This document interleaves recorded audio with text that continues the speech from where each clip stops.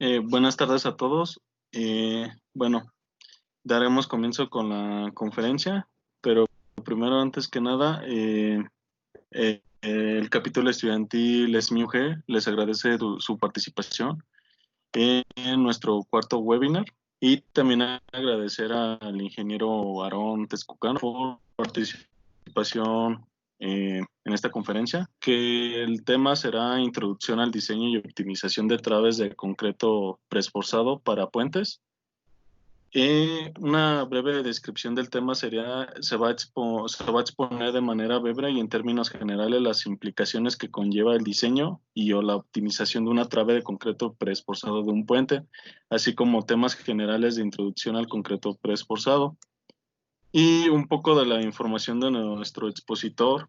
Es ingeniero civil por la Universidad de Guanajuato, comenzó su carrera como supervisor y de proyecto estructural en el Departamento de Infraestructura de la Universidad de Guanajuato y actualmente labora como coordinador de ingeniería en VICE y actualmente cuenta con experiencia en supervisor y ejecución de proyecto estructural de edificaciones y puentes. Y bueno, y más que nada, daremos comienzo. Le cedo la palabra al ingeniero Aarón Tezcucano. Gracias. Muy buenas tardes, sean bienvenidos todos. Pues como lo comentaron, vamos a hablar sobre el concreto preesforzado de una manera muy general, ya que es un tema muy extenso y creo que podrían incluso haber maestrías completas acerca de este tema nada más. El objetivo de esta plática es levantar, producir interés en ustedes para que Adiós, papi, que te vaya muy bien. conozcan más al respecto de esta área. Bueno, vamos a comenzar. Una breve introducción a los conceptos del concreto preesforzado. Ok, tenemos dos definiciones que encontré en los libros de temas básicos de concreto preesforzado y en el de Naman. Personalmente me gusta más la definición de Naman, que dice que es una aplicación deliberada de esfuerzos internos permanentes en una estructura o sistema para mejorar su desempeño. Del lado derecho tenemos unas imágenes. La de hasta arriba es una trave simplemente apoyada, donde podemos ver que está reforzada con varilla de acero nada más en la parte de abajo y se le aplica una carga, una carga repartida, ¿no? Entonces esta carga produce un agrietamiento en la parte de abajo, ya que genera un momento de flexión que es mayor al centro de esta barra. Si a esta misma viga le aplicamos el preesfuerzo, que es la parte de abajo, este preesfuerzo genera una flexión, pero hacia arriba, que en este caso sería una contraflecha, y genera un esfuerzo de compresión en la fibra inferior de la barra. De este modo podemos ver que esta misma trave es más resistente a la misma carga que la trave que está simplemente reforzada. Una vez que se le aplican las cargas de servicio, tenemos la imagen de abajo, donde está la misma barra preesforzada con sus cargas de servicio y aparte pues la carga del peso propio, ¿no? Eso es básicamente la idea del preesfuerzo, es aplicar una carga de compresión a la viga. Se aplica mediante bueno, esto es una de las teorías para estudiar el tema de la compresión del preesfuerzo, que es la superposición de esfuerzos. La manera usual de precargar el elemento estructural es aplicándole una fuerza de compresión en su sección. En este caso A, se le está aplicando una fuerza de compresión justo en el centroide de la barra. Como podemos ver aquí, la carga se le está aplicando en el centroide, es una carga de compresión, esta carga P, y esta barra está sometida a una fuerza Q, que es una carga puntual. Aquí abajo tenemos los diagramas de esfuerzos que se producen en la barra debidos a la compresión del preesfuerzo y debidos a la carga Q, y esto, al hacer la suma de estas dos cargas, se contrarrestan una con la otra, lo cual nos ayuda a hacer una sección más eficiente. En este caso B, el precargado se efectúa pero con una excentricidad, es decir, se genera una excentricidad, se aplica ligeramente abajo del centroide de la barra, lo cual nos genera un par de momentos. Bueno, un par aquí vemos en la parte de abajo, que es una fuerza de compresión más un par, que es la carga P por la excentricidad. Y esto nos genera una sección aún más eficiente. Sin embargo, hay que tener cuidado de que no se excedan las tensiones en la fibra superior. Y el problema con este modelo es también que se pueden generar esfuerzos de tensión muy grandes en los extremos, en donde están los apoyos. De este modo, tenemos el caso C. Bueno, este es el mismo caso, es la carga equivalente, se le aplica una excentricidad, tenemos el par de momentos que genera un momento flexionante y un esfuerzo normal que es de compresión. Y aquí tenemos el siguiente caso, donde la excentricidad está variando de manera lineal. Esto genera que la barra se comporte de una manera más eficiente y disminuye los esfuerzos de tensión que se generan en los apoyos, lo cual era el problema que nos ocasionaba el caso anterior. Pero este caso solamente aplica de manera eficiente para cargas puntuales, lo cual pues en la realidad sabemos que las cargas no son puntuales nada más, ¿verdad? En un puente. Entonces sale este modelo que es una misma carga de compresión P, donde se le aplica una excentricidad que varía de manera parabólica. Si recordamos nuestras clases de estructuras, cuando se aplica una carga repartida linealmente, el cortante se comporta de manera constante, bueno, de manera lineal, y el momento flexionante es una ecuación de segundo grado, que es una parábola, ¿no?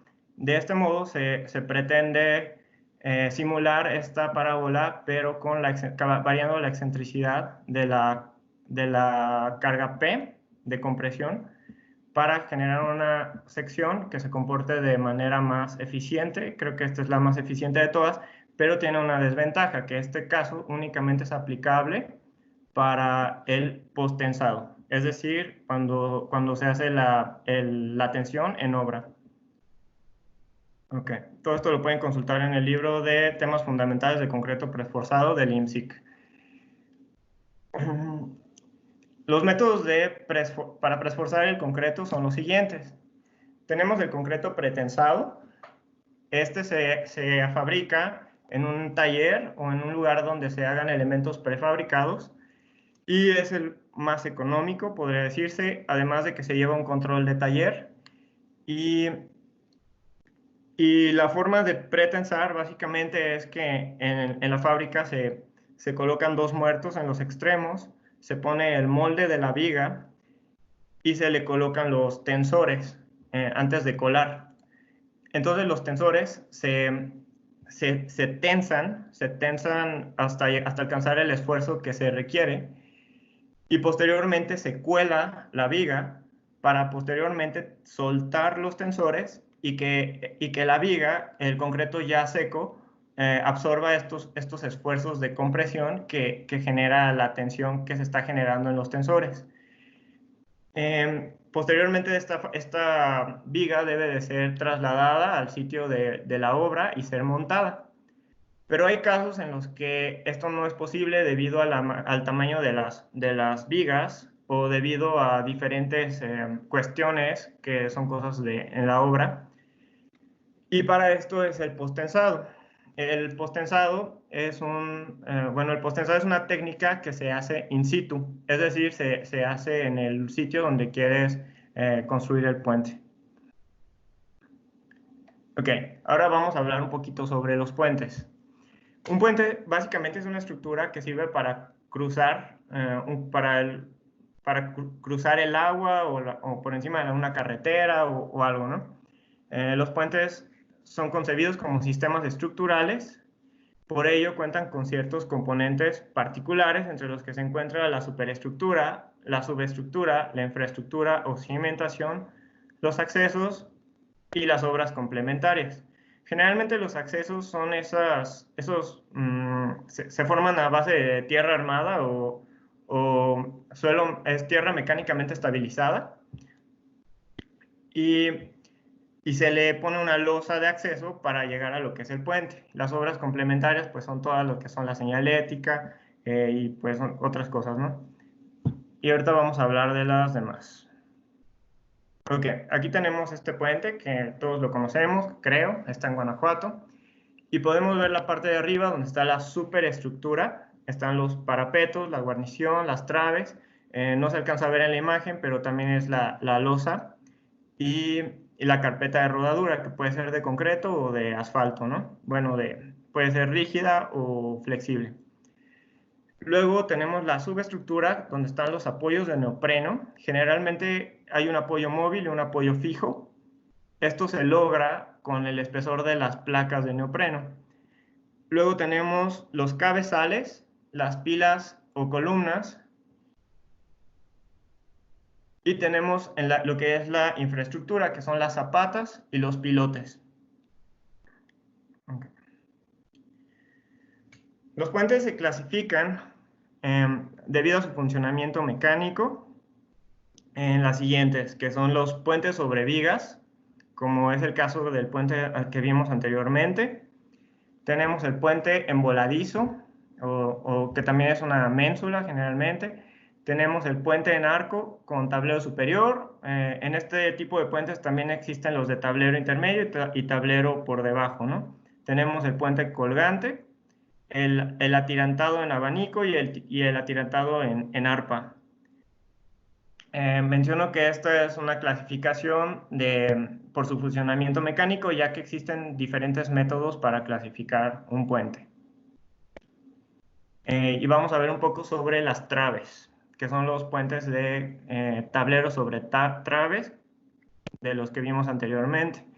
Para las traves prefabricadas tenemos las más comerciales, que son las que están generalmente en los catálogos, y en este caso pues son las traves tipo Ashton, que aplican para claros desde 10 metros hasta 42 metros. Pueden ser más con su debido cálculo, pero esto es lo más recomendable por el fabricante, ¿no?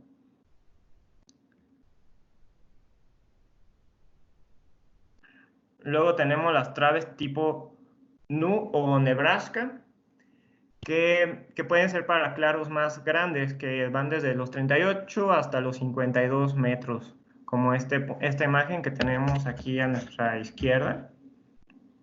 Es un puente que se está construyendo con traves tipo Nebraska, ¿no?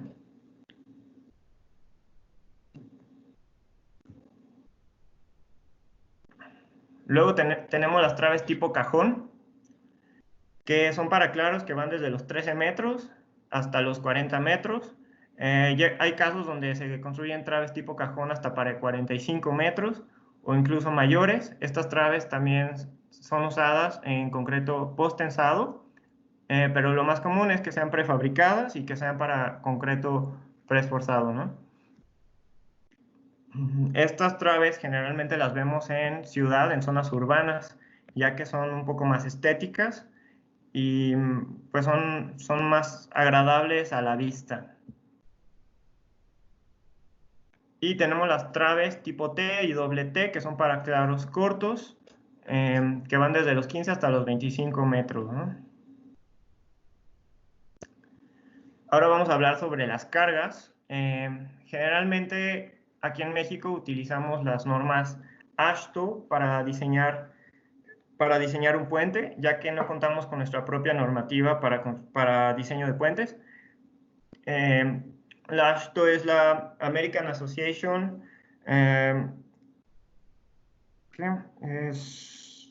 of State Highway and Transportation Officials, que son las normativas de Estados Unidos. Sin embargo, los camiones de carga que utilizan para la normativa AASHTO aquí en México no son aplicables. Durante muchos años las usaban para diseñar aquí en México, nada más que aquí en México tenemos otro tipo de camiones, por lo que tenemos nuestras propias cargas, que estas son las de la SCT, y también tenemos las cargas del IMT, que son las que vemos a continuación. Tenemos el vehículo de diseño T3S3, el T3S2R4, que son los más empleados para diseñar puentes aquí en México. Y tenemos el modelo de diseño IMT 66.5, que es el que está aquí abajo. Y este es más empleado para diseñar carreteras tipo A, tipo B y tipo C.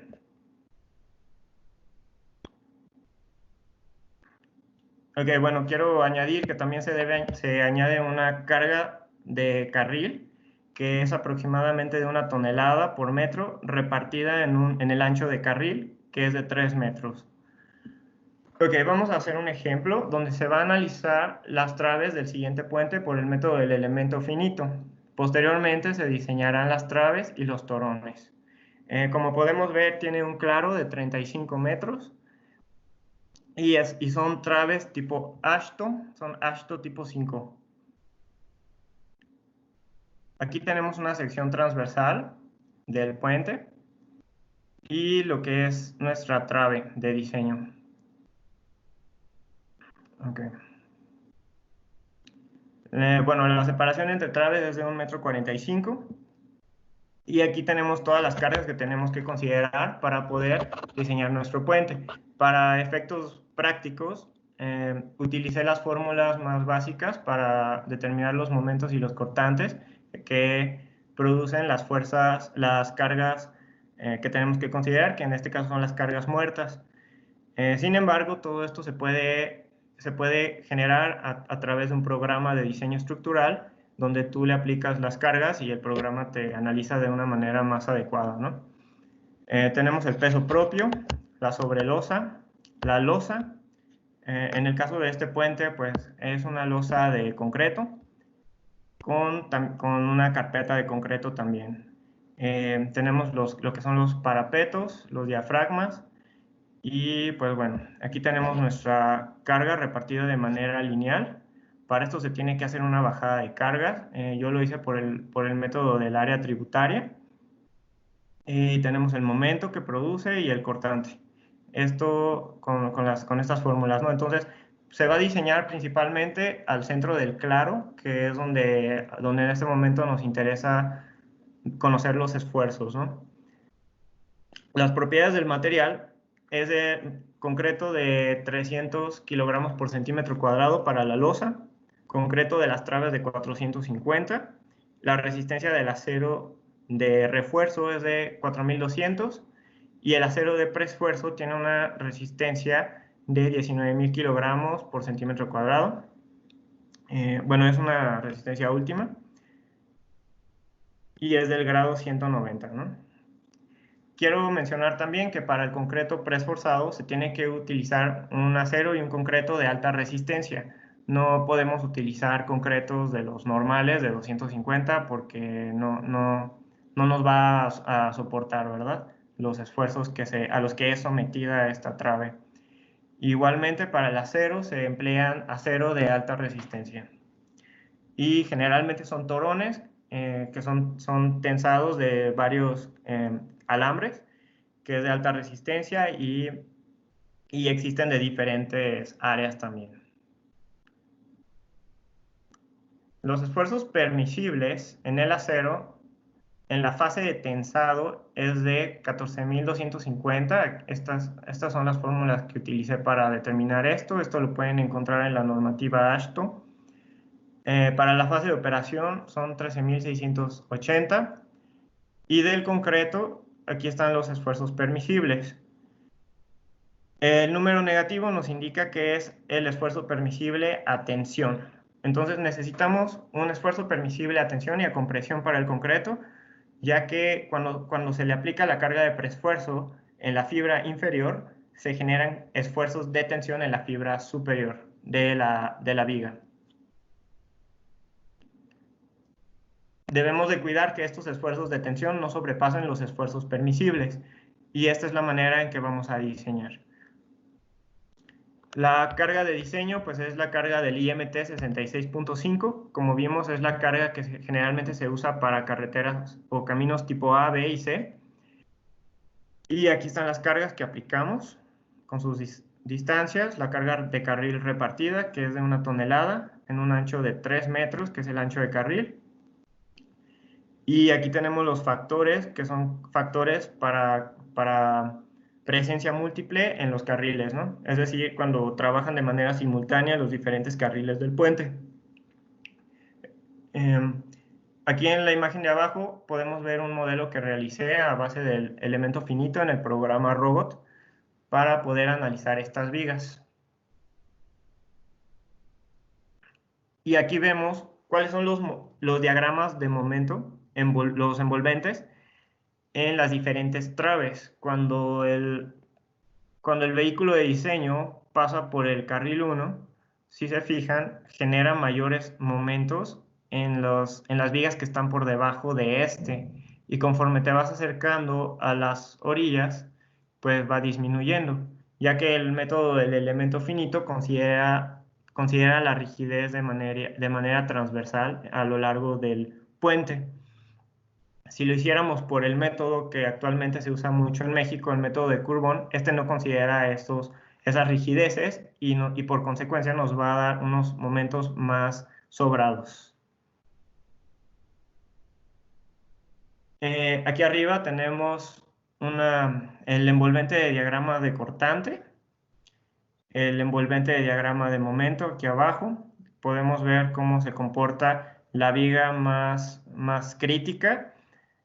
Y a partir de esta viga vamos a diseñar nuestra trave, ¿no? A partir de estos esfuerzos. Sin embargo, hay que tomar en cuenta que se le deben de aplicar los factores de presencia múltiple.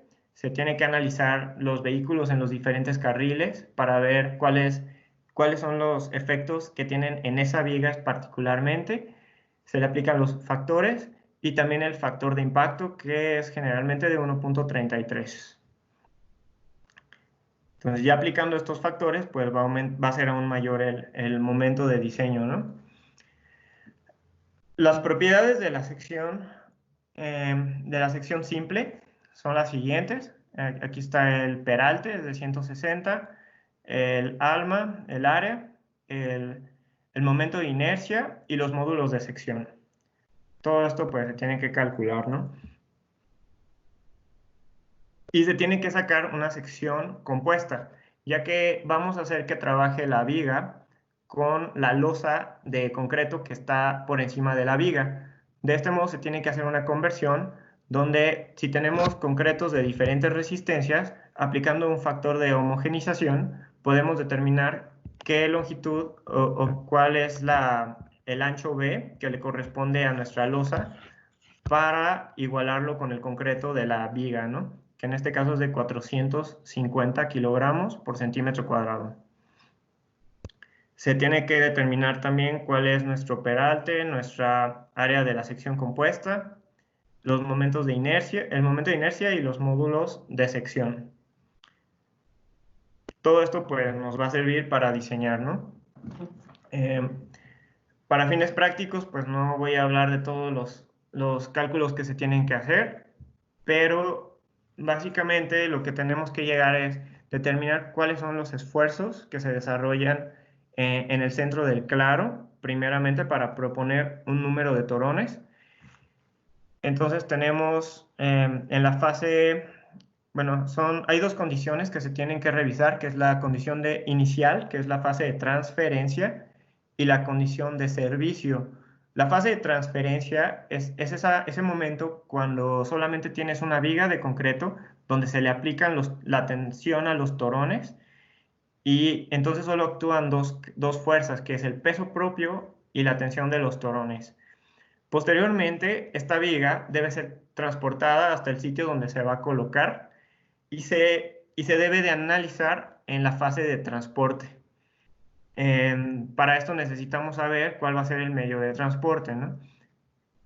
Posteriormente se va a montar y se le coloca la losa y empieza a trabajar en la fase de servicio, ya con los diafragmas, con los parapetos, con las cargas vivas, que ya son de los trenes de carga, los coches, los camiones, y la losa.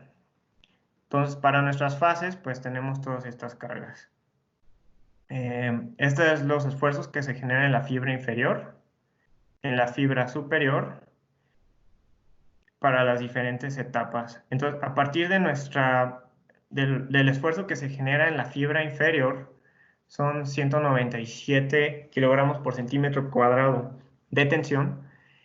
A partir de eso, vamos a determinar cuál es el número de torones que necesitamos para contrarrestar esta tensión y que se genere una contraflecha, ¿no?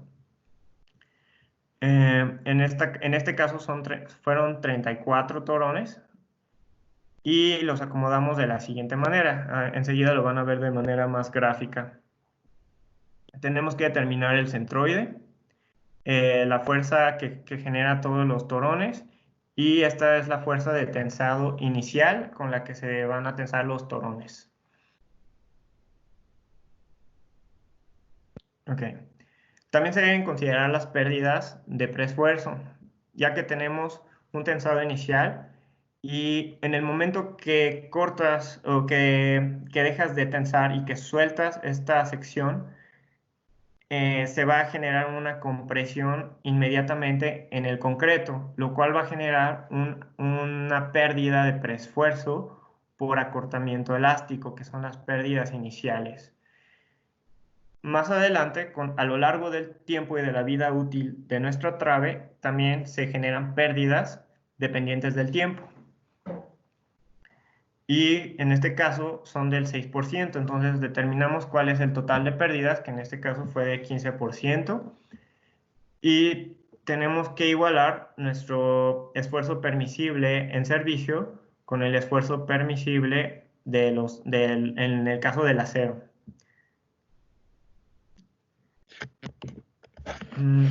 Entonces aquí pues ya una vez viendo todo esto tenemos nuestra primera gráfica donde son los esfuerzos a lo largo de la trave en la fase de transferencia sin enductar los extremos.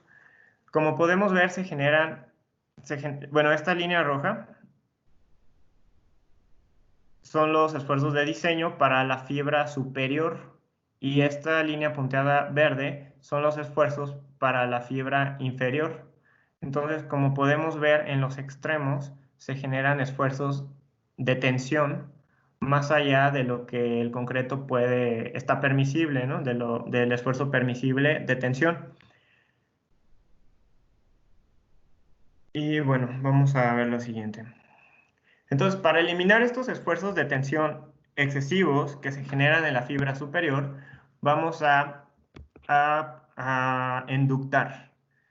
El enductado básicamente es eliminar la adherencia de los torones de acuerdo a nuestra conveniencia en los extremos para que haya un menor esfuerzo. Es decir, lo que vamos a hacer es cambiar la excentricidad y bajar el esfuerzo que se genera en los extremos, en los apoyos de nuestra trave, a través de ductos que generalmente son de PVC, para que nuestra trave pueda cumplir con los esfuerzos permisibles.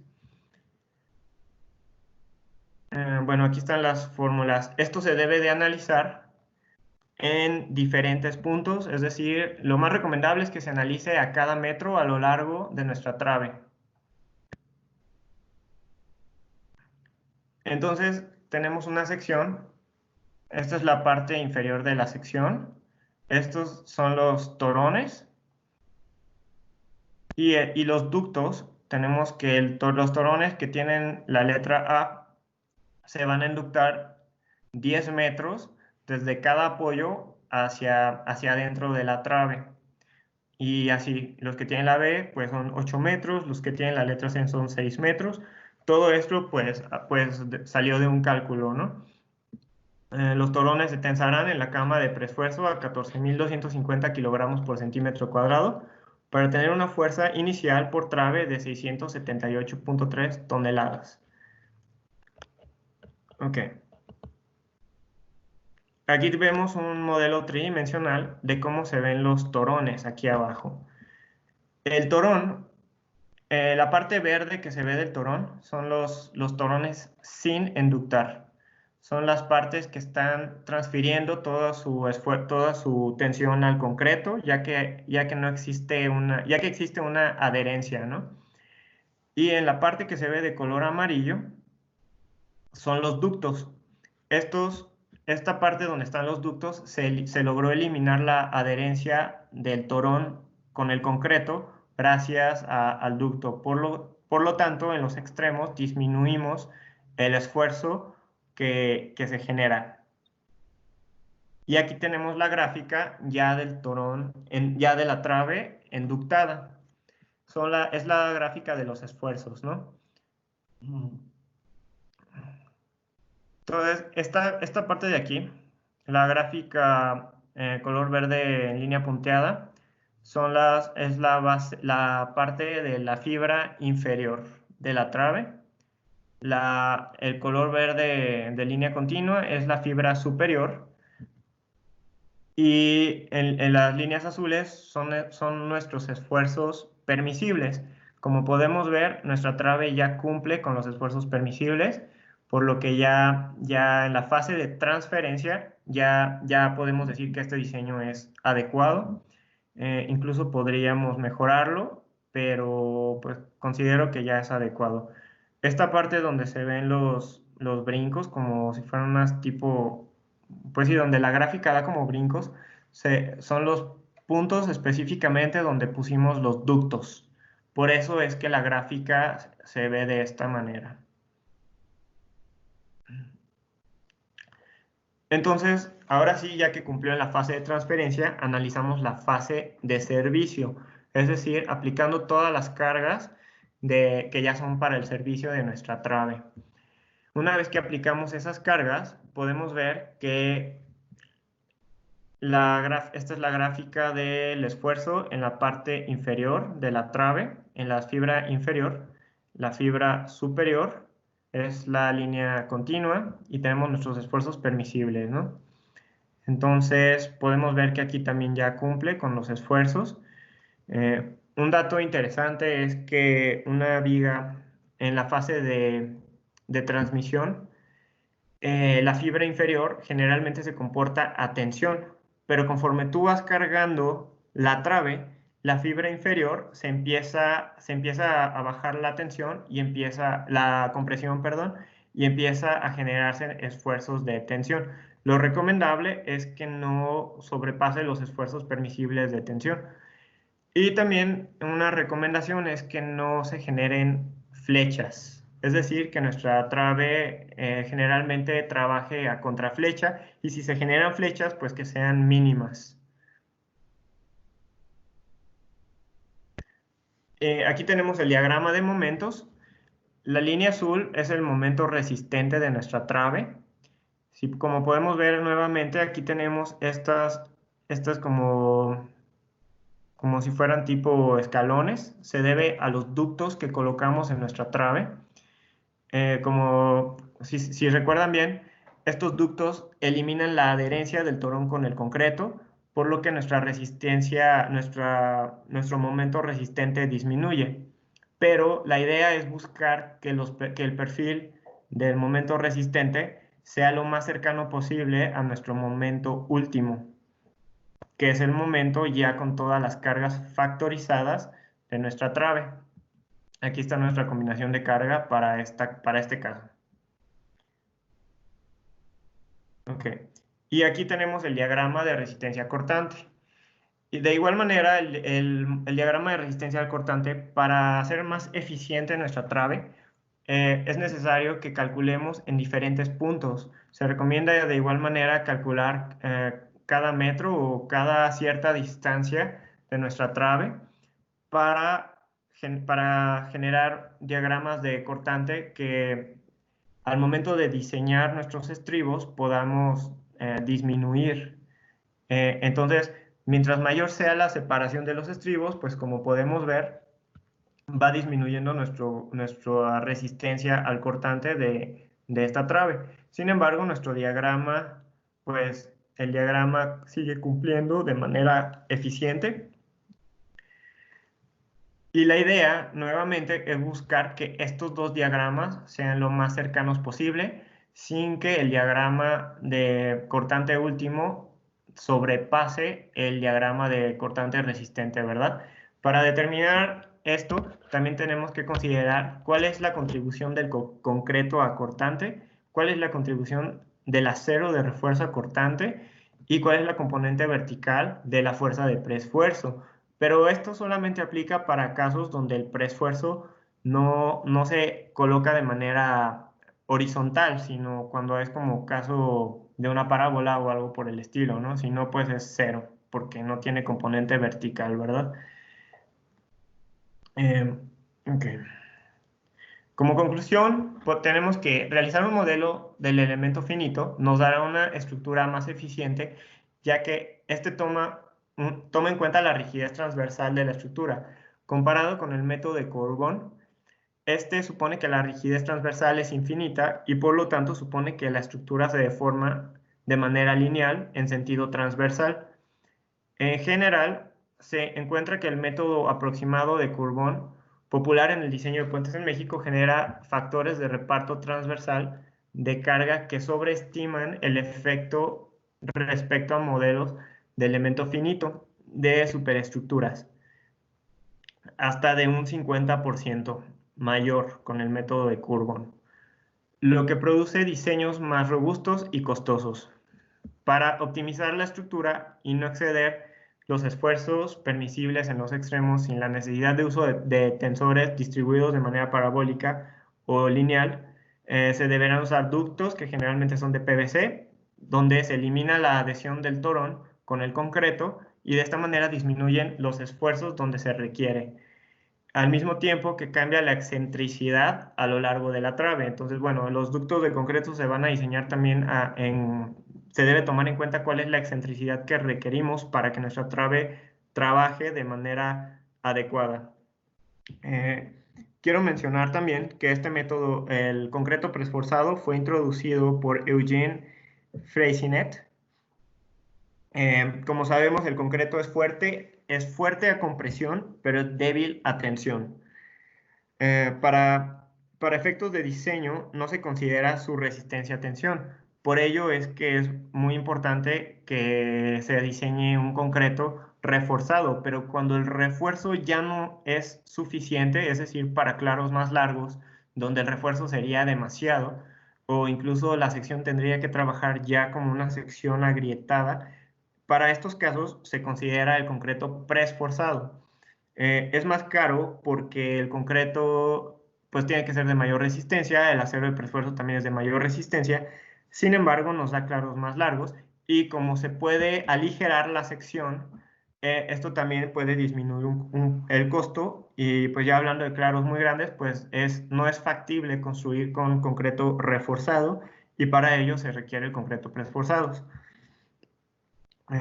Bueno, aquí tenemos las referencias y bueno, les recomiendo mucho,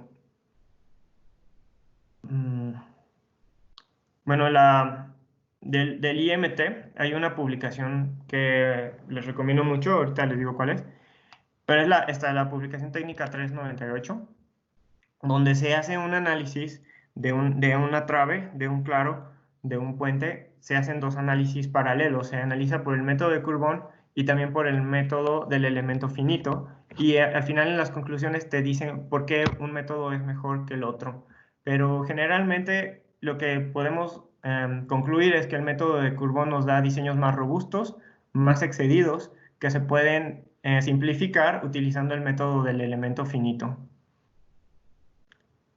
Bueno, pues gracias por su atención. Si alguien tiene alguna pregunta, pues aquí estamos.